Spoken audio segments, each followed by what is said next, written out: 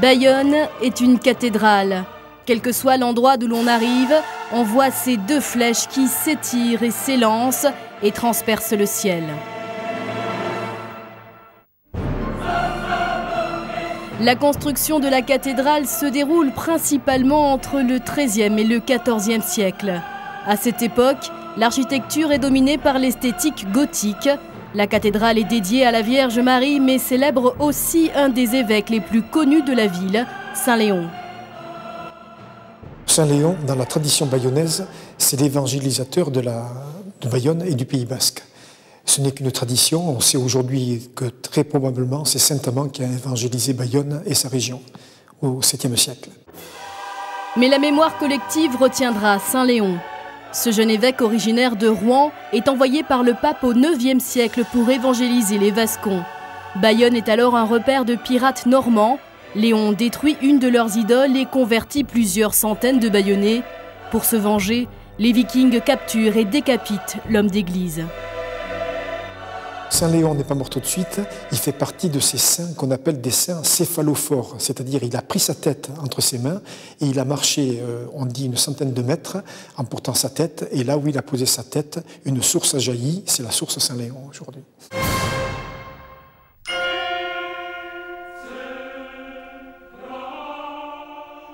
Au Moyen-Âge, l'Église participe activement au développement de Bayonne. L'évêque et le vicomte du Labourd dirigent la ville ensemble et lancent la construction de ponts et de moulins. La cathédrale est le cœur de la cité. Là, on est situé actuellement à côté de la porte nord de la cathédrale, là où se trouvait la place du marché de Bayonne, mais également le cimetière. C'est-à-dire que tout est lié, les vivants, les morts, la vie. Et il y a beaucoup de bruit, beaucoup de cris certainement autour de la cathédrale. On a beaucoup de mal à penser à ça aujourd'hui. Le cœur de Bayonne est devenu un cœur très, très calme. Et c'est... Je ne dis pas que c'est dommage, mais disons que ça ne donne pas une vraie image de ce que devait être la vie au Moyen-Âge.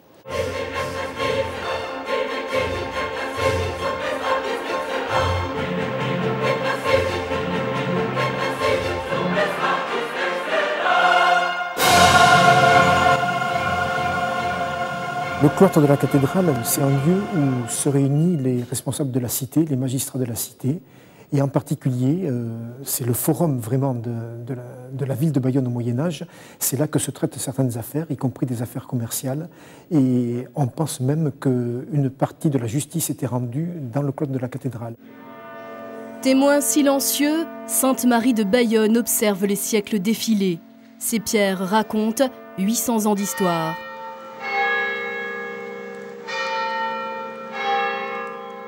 Le début de la construction de cette cathédrale remonte à 1265.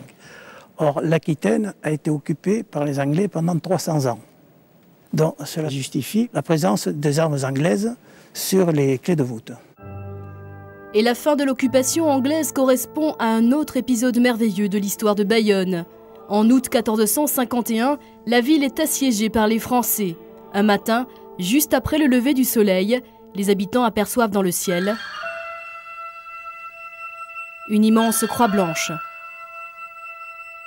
Les Bayonnais virent dans cette croix un présage, ou plutôt un ordre, leur disant de chasser les Anglais de France.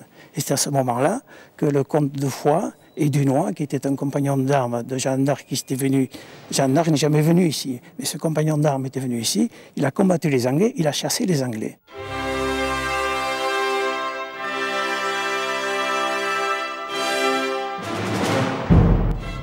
Sainte Marie a vieilli. Durant la Révolution française, les sculptures des portails ont été détruites et le plomb des gouttières utilisé pour fabriquer des balles de fusil. Au début du 19e siècle, l'édifice est gravement abîmé. D'importants travaux de restauration sont alors entrepris. Une des 4 galeries du cloître est détruite et 2 flèches viennent orner le toit.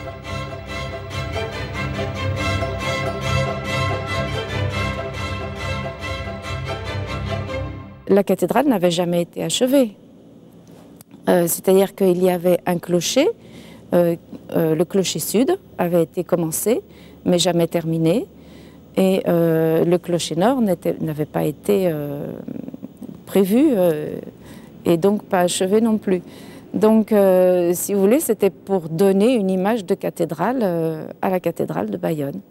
Donc il est apparu nécessaire à l'architecte et au maître d'ouvrage de construire ces deux flèches.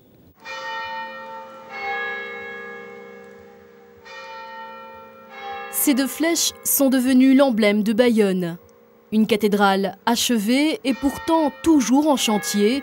Aujourd'hui, il faut la protéger des outrages du temps et des intempéries.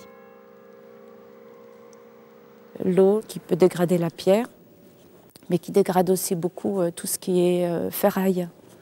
Et les ferrailles accélèrent aussi le processus de dégradation de la pierre. La pluie, la neige, mais aussi les inévitables nuées de pigeons. La tour sud abrite un faucon, mais le rapace ne peut à lui seul venir à bout de ces facétieux volatiles. Nous faisons à peu près 30 à 50 000 euros de travaux d'entretien uniquement sur la cathédrale.